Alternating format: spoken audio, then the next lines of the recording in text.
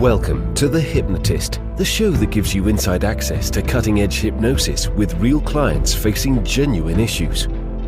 Brought to you by the hypnotherapist demanded by celebrities, CEOs, and even royalty, Adam Cox.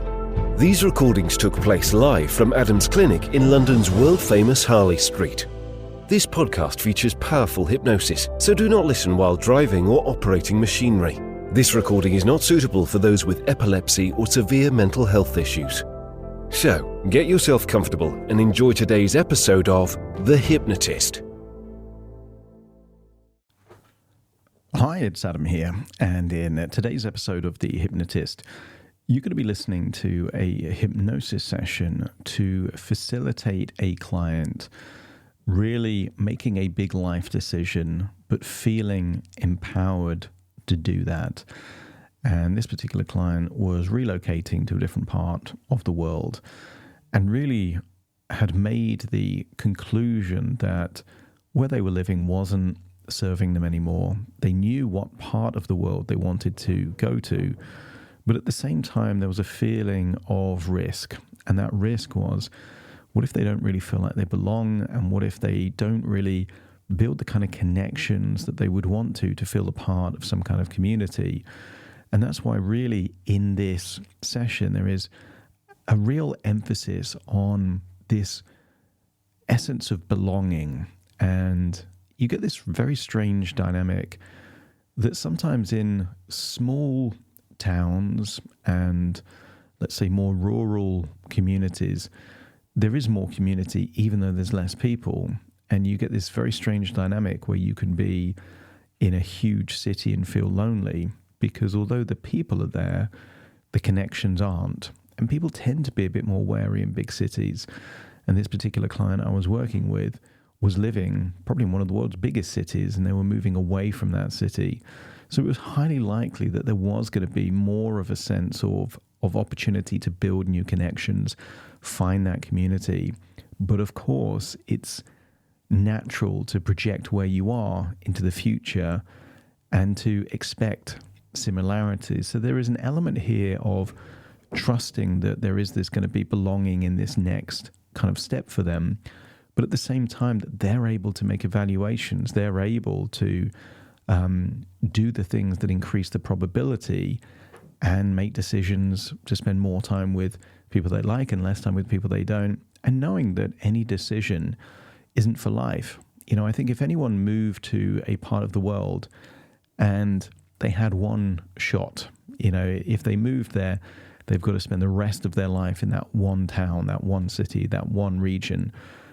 That would sound risky, but that's not the case, you know. And if you wanted to move somewhere and you do move somewhere and it isn't quite what you had in mind, you're going to learn so much information from that place that would influence what changes. And if it's better by 80%, but not 100%, you've got more information to make a new decision that gets you closer to that place. So I would say the way in which you can get the most value from this session is either how can you feel more of a sense of belonging where you are, or what can you do to strengthen certain kind of social or community connections with people that think the same way or are interested in the same kind of things that you are. And I would say that there is a pandemic of loneliness taking place in the world. So if at some point you are feeling lonely, then I think you will get some value from this, either by taking yourself out of your situation and moving to somewhere else. And that doesn't have to be moving house. That could be changing what you do with your spare time or how you interact with other people, but doing things that increase the probability of that connection, of that community, of that sense of belonging. Of course, this was created for an individual. Some of the suggestions aren't going to be right for you. Some of the references won't even make sense. So if you do feel like a bespoke session would be helpful, check out the link in the show notes and book that free consultation call, and we'll have a chat.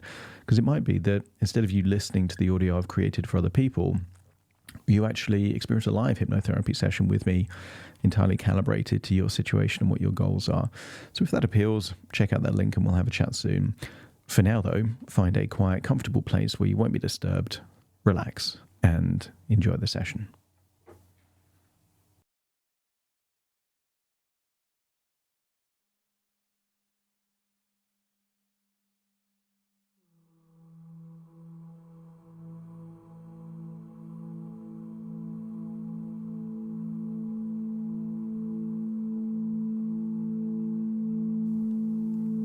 Take a deep breath in. And as you breathe in, feel like you're breathing in a wonderful feeling of calm and relaxation. And as you exhale, just allow your eyelids to close. And as they close, position your body in a way that would enable you to enhance deep levels of relaxation. As you breathe in relaxation, scan your body for clues of tension. Maybe around your jaw, your forehead or neck and shoulders. And you get a deep sense that that tension is just an echo of the past when the tension was useful. But as you breathe out, you're releasing that echo. So the tension just gets to feel like it's leaving your body like a deflating balloon. Allow your breathing to get deeper and longer as you inhale and exhale, but also getting a sense that your body's doing the breathing for you. Breathing in deeper, exhaling for longer. Because most of what you do is unconscious. You don't know how many times you blink a day because your unconscious is doing the blinking. And you don't know how many heartbeats take place every hour because your body is beating your heart. And most of the time, you don't think about breathing at all. Your body is doing the breathing for you. So allow your body to do the breathing. Just be open to it breathing in deeper and exhaling for longer. And with each outward breath, feel a sense of release. Releasing stress, releasing tension, and releasing any worries. Just feel that they're being released, either in your outward breath or just evaporating or dissipating into nothingness. As you breathe in and breathe out, I want you to hold on to the thought of a concept, noticing whatever comes up for you when I say the word timelessness. You could imagine something that's been around for millions of years.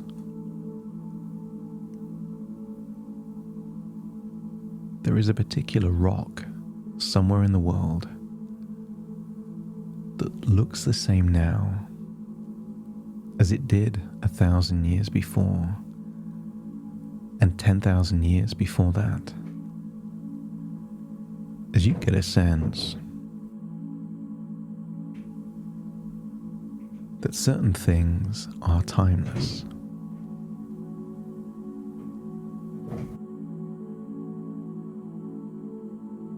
Certain things just have always been and will always be.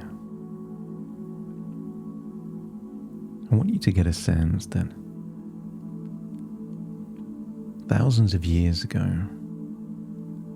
humans figured out they were safer and stronger when they congregated into communities.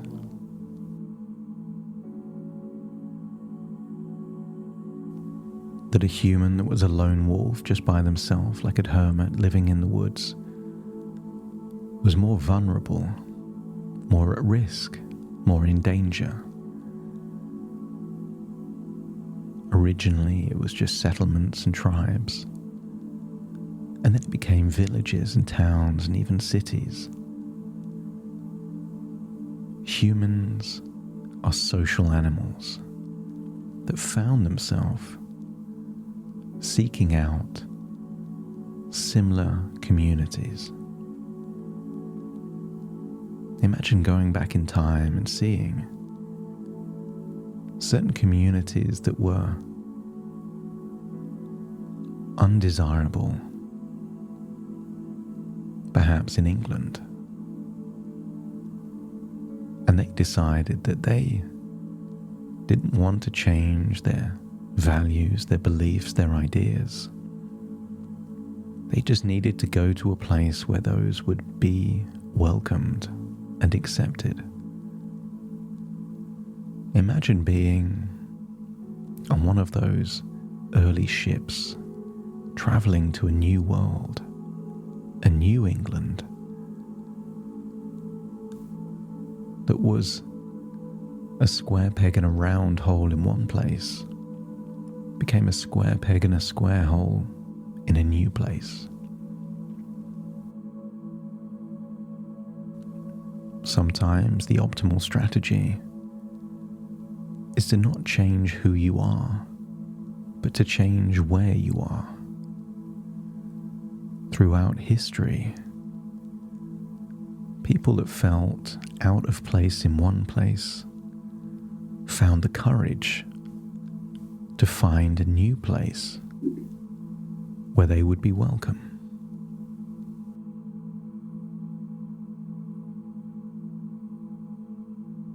I want you to get a sense of where you think your place is. That knowing everything about your life,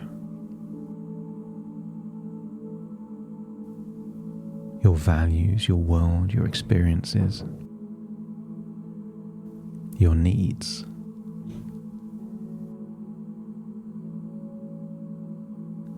where does it feel like that place would be for you? And just imagine a map, and zooming in to a place on that map, to a place that feels like it could be the right place for you. But feel like you're turning up your ability to trust your intuition, almost like it's a dial. If the trust is low, turn it all the way up, because your unconscious knows your wants, your needs, your likes, your dislikes. And given that your unconscious knows that, you can trust your intuition that it will give you clues. When you're in the right place, you'll feel peace, joy, a sense of belonging. And when you're in the wrong place, you will feel a sense of being an outsider. You'll get a sense of feeling unsettled, unwelcome. So as you dial up the trust in that intuition, feel a wonderful sense that there isn't that much you need to do anymore, because your intuition will do the heavy lifting. All you need to do is to test rather than guess. Spend time in certain places, have conversations with certain people, and allow your intuition to do all of the work. Logical decisions and emotional decisions work hand in hand. You've done the logical work. Now it's time for the emotional work. And your unconscious is better placed to do that than your conscious mind. All you need to do is to gravitate towards certain environments that tick a few boxes of things that you already know you desire. Your unconscious will let you know if this is closer or further away to that ideal place for you.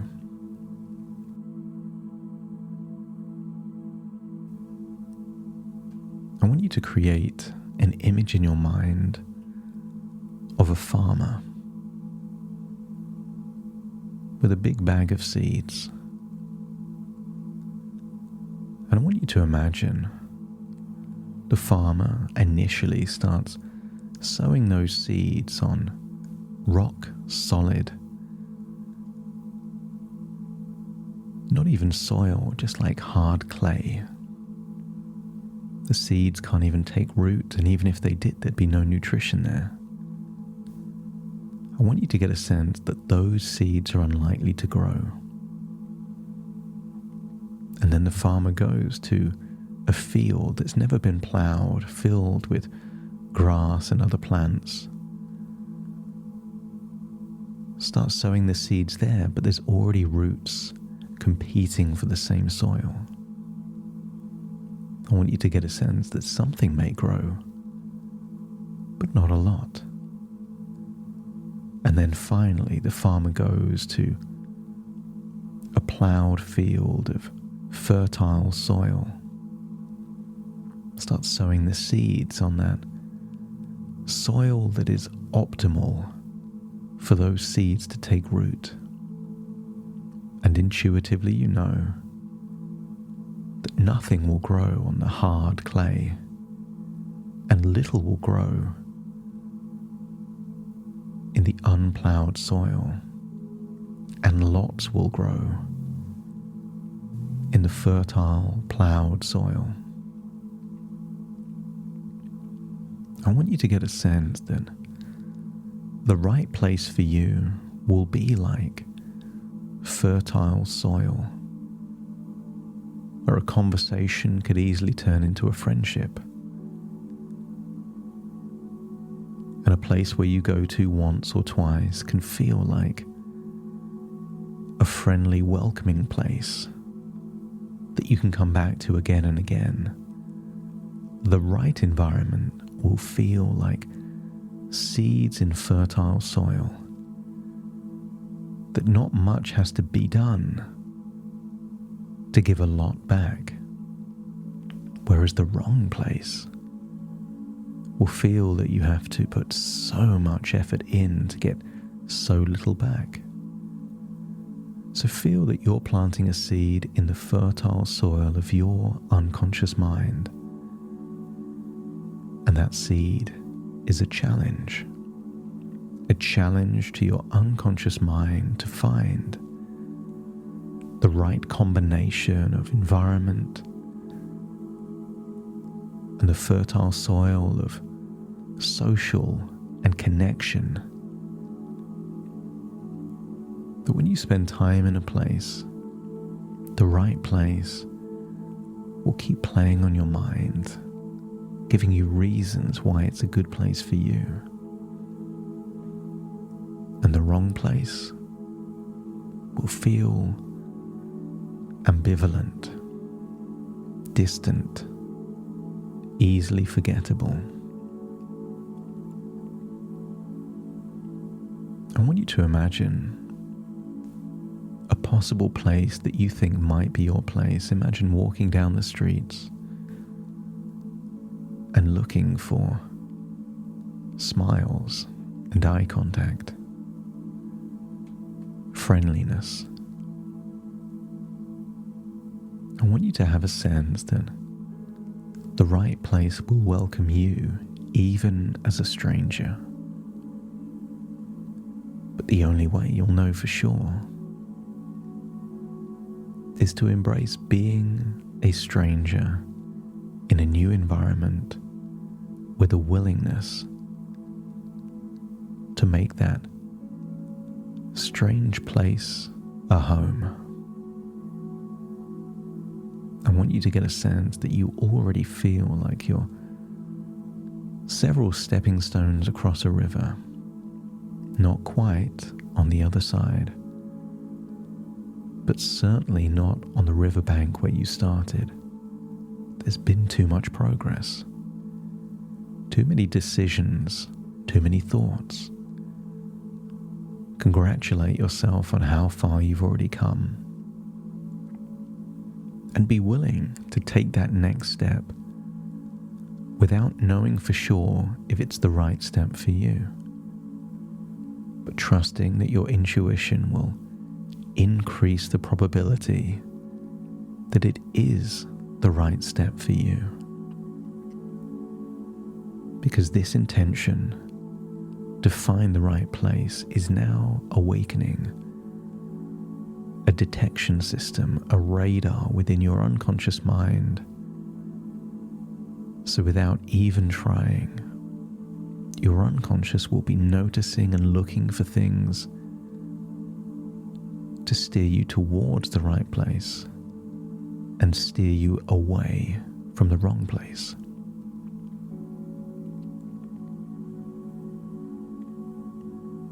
Before we leave this place, I want you to imagine gazing into the future, seeing yourself like you're someone else, living a happy, joyful, fulfilled life full of connection in the right place. And you can tell that because of the smiles, the lightness, sense of belonging that you can just read on them. And if you get a sense that you can see that future, a future where you're on the other side of the riverbank, let me know by nodding your head. And now it's time to return to the present, but take that supercharged, amplified intuition with you, an intuition that you can trust. So take a deep breath in through your nose and out through your nose. Wiggle your fingers and wiggle your toes and get a sense that the right place will feel timeless for you. 1, 2, 3, waking up. 4, 5, 6, more alert. 7, 8, open your eyes, open your eyes. 9, 10, wide awake, wide awake, wide awake.